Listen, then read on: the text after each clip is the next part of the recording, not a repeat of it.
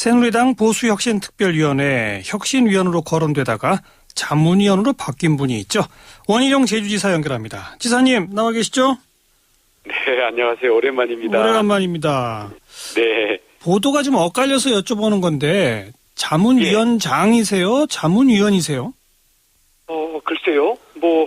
월요일 날 임명장 받으러 오르니까 가봐야 알겠는데. 아니, 일부 보도에서는 자문위원이겠죠, 자문위원이냐, 아니냐, 이런 거는 중요하지 않습니다. 왜냐면, 현직 지사로서 어차피 회의에 매일 꼬박꼬박 가는 건 불가능하거든요. 그리고 저희들이 하겠다고 한 것도 아니고, 당에서 과거의 경험을 가감없이 좀 조언을 해달라 그래서, 저희는 형식에 관계없이 돕겠다.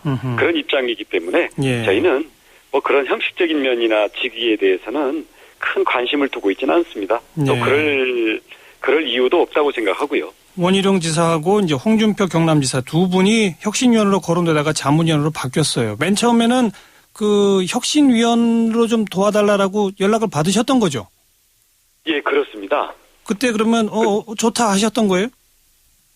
현실적으로 회의 참석이 어렵다고 사양을 했죠. 그랬더니 회의 참석은 어차피 그 형편에 맞게 할 수 있고 대신에 조금 더 그 책임감을 갖고 해달라는 차원에서 혁신위원으로 해달라 그래서 그럼 당에서 논의해서 결정을 하면 우리는 거기에 따르겠다. 그렇게 왜냐하면 김문수 위원장께서 모처럼 의욕적으로 당을 혁신해 보겠다는데 필요하다는데 돕겠다 그래야죠. 그걸 이런저런 이유로 까다롭게 할 이유가 없어서 했던 거지. 저희들이 적극적으로 이거 하자 저거 하자 그랬던 입장은 아닙니다. 혁신위원이든 자문위원이든 그런 거 별로 개의치 않았다 처음부터. 그렇습니다. 근데 당 안에서는 이거 가지고 시끌시끌 하더라고요. 그 시끌시끌한 상황은 알고 계시죠? 보도를 좀 봤습니다. 자, 시끌시끌한 얘기 안 여쭤볼 수 없어서 여쭤보는데, 홍준표 지사를 포함해서 원희룡 지사까지 잠재적 대권주자로 분류를 하면서 이 대권주자들이 혁신위원회에 다 모이면 무슨 보수혁신위원회가 대권주자들 놀이터냐 이런 얘기가 있다는 그런 얘기 들으셨죠? 어떻게 생각하세요? 어차피 우리 당을 혁신하자는 거니까 우리 당의 지금 당무를 맡고 계신 분들의 의견이 중요한 게 아니겠습니까? 그래서 저는 제가 볼 때는 중요한 게 정말 당이 제대로 혁신안을 내고 실천하는 게 중요하기 때문에 지금 담당자들이 그렇게 생각한다면 그 의견을 존중해서 해야죠. 네네.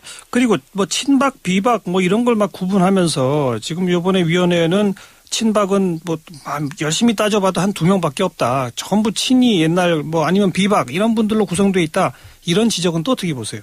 사실 어떤 일이든지 보는 시각에 따라서 여러 가지 볼 수 있지만 사실은 보는 시각이 객관적으로 그렇다기보다는 그 시각을 가진 사람의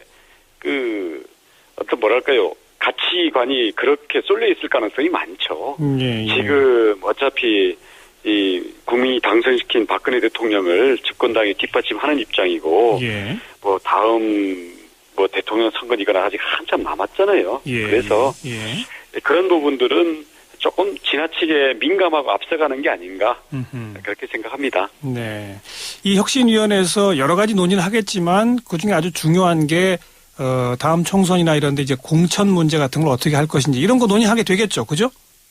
그렇죠. 그게 아마 핵심일 겁니다. 자, 그래서 일각에서는 이렇게 말합니다. 2016년 총선의 공천권을 청와대 박근혜 대통령이 쥐느냐 아니면 당이 쥐느냐 이 싸움이 벌써 시작된 거 아니냐라는 해석이 있어요. 어떻게 보십니까? 해석하는 건 옆에서 관전하는 사람들의 목 아니겠습니까? 제가 볼 때는 공천권을 당원과 국민들에게 돌려주자라는 것은 벌써 10년 전부터 나왔던 얘기거든요. 조금씩 진행되다가 또 이런 문제에 부닥치면 다른 쪽으로 갔다가 이런 것들을 지금 계속 반복하고 있는데 어차피 그런 큰 시대적인 요구는 더 반영시키는 방향으로 가야 될 거고요. 그게 결과적으로 이 현직 대통령의 장악력이 좀 더 큰 쪽이냐 아니면 그게 좀 약해지는 쪽이냐 이런 게 결과적으로는 특히 다음 총선이나 당권을 생각하는 사람들한테는 굉장히 민감한 문제겠지요. 그렇죠. 그래서 지금 이 구성 자체가 결과적으로는 현 대통령의 권한을 좀 줄이는 쪽으로 가려고 의도적으로 김문수 위원장이 이런 구성을 하는 거 아니냐라고 본다 이 말이죠. 그렇지는 않을 거라고 생각합니다. 왜냐하면 예. 혁신위원회가 무슨 의결기구도 아니고요. 아하. 혁신위원회에서 안을 만들면 최고위원회에서 또 다 뜯어 고칩니다. 예. 제가 과거에 새신특위위원장에서도 그때 공천권을 국민들한테 다 주자고 해가지고 예. 올렸는데 최고위원회에서 다 뜯어 고치더라고요. 그 구조가 아직도 그대로 있는데 혁신위는 논의를 폭넓게 모아서 가급적이면은 의욕적인 안을 만들겠지만 이걸 받아들이는 것은 당의 정식 의결기구가 하는 거기 때문에 그렇죠. 그런 것들을 너무 앞질러가면서 염려할 필요는 없을 거라고 생각합니다. 아무튼 민감한 건 사실이죠. 민감하긴 사실인데 그 말씀 들으니까 갑자기 맥이 빠지네요. 보수혁신특별위원회 아무리 해봐야 최고위원회에서 또 뜯어고치면 뭐 그냥 도루묵 아닙니까? 아니 그래서 김문수 위원장께서 과거의 안을 홍준표 때 안도 보니까 좋고 원희룡 때 안도 좋던데 왜 아직 당이 이 번지수에서 밖에 못 나갔냐. 이 실질적인 그 문제점에 대해서 자문을 받겠다고 홍준표 지사나 저보고 들어오라고 하는 거거든요. 아마 그 방안을 만드는 것 자체는 그 몇 년 전에 거 갖다 놓고 해도 크게 다르지 않을 겁니다. 그럼 이번엔 뭐 정말 다를까요? 그래서 다르게 하려고 김문수 위원장께서 여러 가지 방안을 내시는 건데 현실이 그렇게 녹록지가 않죠. 그죠? 그러니까 원희룡 지사가 지난번에 한번 해보셨잖아요. 네. 그 경험을 가지고 좀 이번엔 다르게 해보자고 자문위원으로 어쨌든 도와달라 한 거 아닙니까? 저희는 그럼 이번에 직위에 관계없이 도와드릴 겁니다. 그러니까 어쨌든 근데 이번에는 좀 다르게 하실 묘안이 있냐 이거죠. 지금 제가 여쭤보는 거는. 그게 문제죠. 그래서 그래서 그 과거에도 어차피 이게 결국은 뭐 기득권이라 그럴까 이런 또 조직에서 누가 유리하냐 불리하냐 이런 문제 또 이상과 현실의 문제 또 특히 혁신적으로 가려고 할 때는 우리만 그렇게 가고 야당이 그렇게 안 가면 정치적으로 큰 정치 선거를 망칠 수 있다 이런 어떤 그 진영 논리 이런 것들이 어차피 지금 도사리고 있거든요. 그래서 뭐 그렇다고 해서 뭐 해봤자 별 수 없다라는 게 아니라 갈 수 있는 데까지 가봐야죠. 간 만큼 진보하는 거니까요. 좋습니다. 자, 지금 현재 새누리당의 제1 혁신 과제는 그럼 뭐라고 생각하세요? 다시 이제 원론적 질문입니다. 역시 그 공천권을 크게 봐서는 당 지도부나 그 계파에 의존하는 거고요.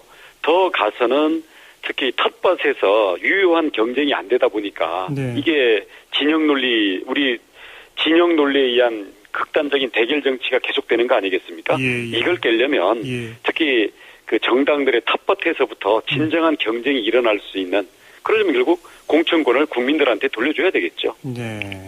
그 공천권을 국민에게 돌려주는 것은 텃밭 안에서 각 당 내부의 경쟁을 촉발시켜보자 이런 거 아니겠습니까?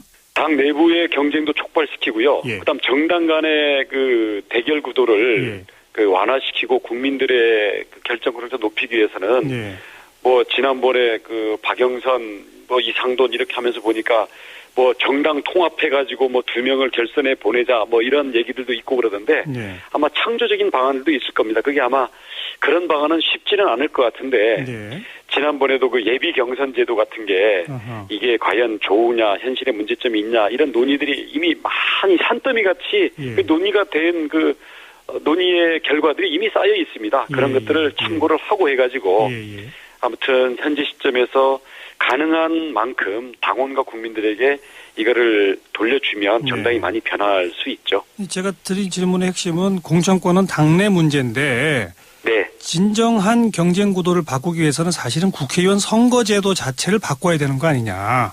뭐 중대선거구제라든지 이런 식으로 말이죠. 그리고 더 나아가서는 이제 그 어떤 절충 타협형 정치 문화가 만들어지려면 다당제가 가능하도록 뭐 권력 구조도 바꿔야 되는 거 아니냐. 따라서 개헌 얘기도 해야 되는 거 아니냐. 이런 게 십수년 동안 쌓여 있는 어떤 정치학계 또 정치권의 거의 공통된 의견 아닙니까? 이거 어떻게 생각하세요? 그래서 제가 그 12년 국회의원 생활을 마감하면서 누가 미친 정치를 지배하는가라는 책으로 그 과거의 혁신 논의들과 우리 정치 제도의 개선을 위한 내용을 일단 한번 다 정리를 해서 책을 냈는데요. 바로 그 내용이 그런 내용들입니다. 공천은 국민들 손에 완전히 돌려주는 예비선거제로 가고 그다음에 정당 간에는 다당제가 될 수 있도록 대통령은 직선으로 뽑되 네. 이 연정이 가능하도록 이 내각제적인 요소를 정당 간에 도입을 하자. 네. 그리고 그렇게 하기 위해서는 이 선거구제도 네. 우리가 소선거구를 설사 한다 하더라도 네. 그 이제 비례대표제를 많이 반영한 있잖아요. 네네. 예, 그렇죠. 그런 그 독일식의 정당 명부식 비례대표제 이런 정당 명부식 비례대표 비중을 대폭 확대를 해서 네. 우리가 이 대통령의 절대 권력과 대통령 선거를 위한 진영 논리로 개파까지 정당은 정당대로 또 전국 이 정당끼리는 또 정당끼리대로 예, 예. 전 정권과 어떤 다음 정권은 또 정권끼리 이렇게 극단적인 대결로 가는 것들을 완화시킬 수 있는 방향으로 가는 게 모든 정치개혁에서 옳은 방향인 것 같다. 그런 그 생각을 가지고 있습니다. 그런 생각이 이 새누리당이 만든 보수혁신특별위원회의 안으로까지 채택될 수 있을까요? 해봐야 알겠지만 제 그동안의 경험을 비춰봤을 때는 만만치 않을 겁니다.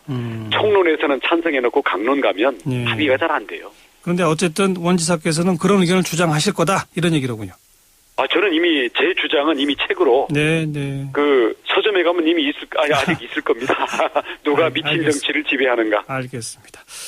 오랜만에 모셔서 뭐 이것저것 여쭤보다 보니까 시간이 별로 없습니다만 제주 도정 가운데 하나 핵심적인 거 몇 가지 좀 여쭤보는데 정부에서는 카지노 사업 특히 제주에서는 좀 해보자라고 하는데 당분간 카지노 허가하지 않겠다라고 하셨습니다. 앞으로 이 기조 계속 유지하실 건가요? 아니 이미 카지노가 8개가 있습니다. 예. 근데 감독도 안 되고 세금도 제대로 안 내거든요. 그래서 감독기구와 조세제도 이것부터 제대로 정비하고 그 후에 적정한 카지노 산업의 그 규모나 발전 방안에 대해서 논의를 하자라는 그런 의미에서 현 시점에서 집중해야 될 과제에 대한 그런 것이지, 예. 전면적으로 된다, 안 된다, 그런 얘기는 아닙니다. 꼭 감독기구나 조세제도를 만드는 거는 제주도 혼자만으로는 안 되는 거 아닌가요? 아주 제도를 다 정비하려면 힘들고요. 그럼 예. 법을 고쳐야 되고요. 예. 근데 현재 다른 지역에서는 문광부 장관이 갖고 있는 카지노에 대한 감독권이 제주의 경우에는 도지사에게 이미 있습니다. 아, 그래요? 그렇기 때문에 예. 조례 제정만으로 어느 정도까지는 가능합니다. 예. 그래서 예. 우리 국회가 요새 서 있고 국회가 법을 잘 통과를 못 시키니까 제주도부터 먼저 권한을 가지고 해보자라고 중앙정부랑 일단 합의를 한 상태입니다. 알겠습니다. 그건 이제 어떤 제도를 만들어 가시는지 한번 지켜보겠고요. 중국 사람들이 제주도 엄청난 땅을 사고 막 이러다 보니까 중국 자본이 그냥 무조건 좋은 거냐. 제주 도민들은 좀 부정적인 시각도 많다고 하던데 여기에 대해서는 어떤 견해 가지고 계세요? 그동안 거르지 않다 보니까 그런 문제가 생겼거든요. 예. 그래서 난개발이라든가 무분별한 자본 유치는 안 되고요. 예. 자연은 지키면서 좋은 자본을 선별해서 제주도와 그러니까 현지와 투자 자본이 함께 상생할 수 있는 방향으로 저희들이 관리 체계를 강화하면 예. 투자는 많이 올수록 좋죠. 예. 관리가 그동안은 잘 안 됐었다 이 말이군요. 예, 관리 체제를 갖추는 게 핵심입니다. 좋습니다. 쌍월병원 결국 무산됐습니다. 그러면 앞으로의 영리병원 설립에 대한 의견은 어떠세요?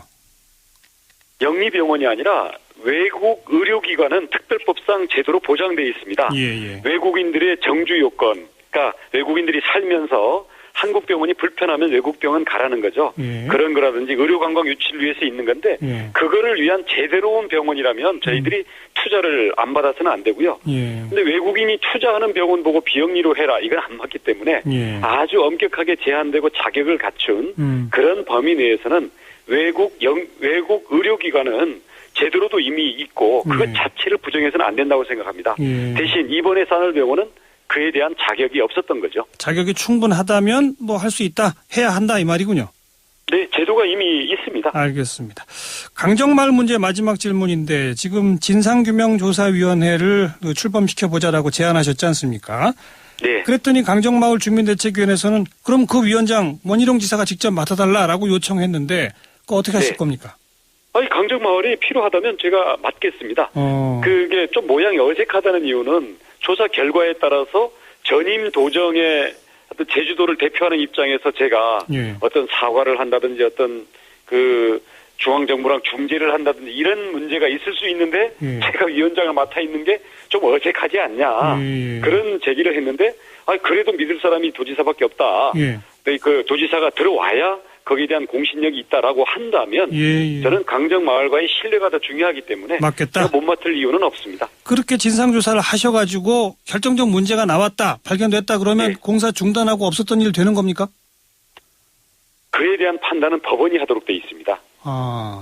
왜냐하면 현재로 그 지난번에 그 공사중지 가처분을 여러 번 냈지 않습니까? 법원이 다 기각했죠. 다 기각해서 그 정도의 하자가 아니다 그래서 법원의 그 결정문에 의거해서 지금 공사가 진행이 되고 있기 때문에 이 부분에 대해서는 제주도가 일방적으로 그 중단시킬 수 있는 권한은 없고요. 만약에 진상조사 결과를 가지고 만약에 강정마을 주민들이 만약에 법원의 결정을 바꿔보려고 하면 그걸 뭐 재심 청구를 한다든지 이렇게 했을 때 법원이 판단을 하겠죠. 그러니까 원지사께서도 조사 결과 결정적 하자가 나오면 마을 주민과 함께 법원에게 다시 그런 요청을 할 의사도 있으시다 이거로군요. 요청할 권한은 마을 주민들에게 있습니다. 그건 제가 하라 말라 할 부분이 아닙니다.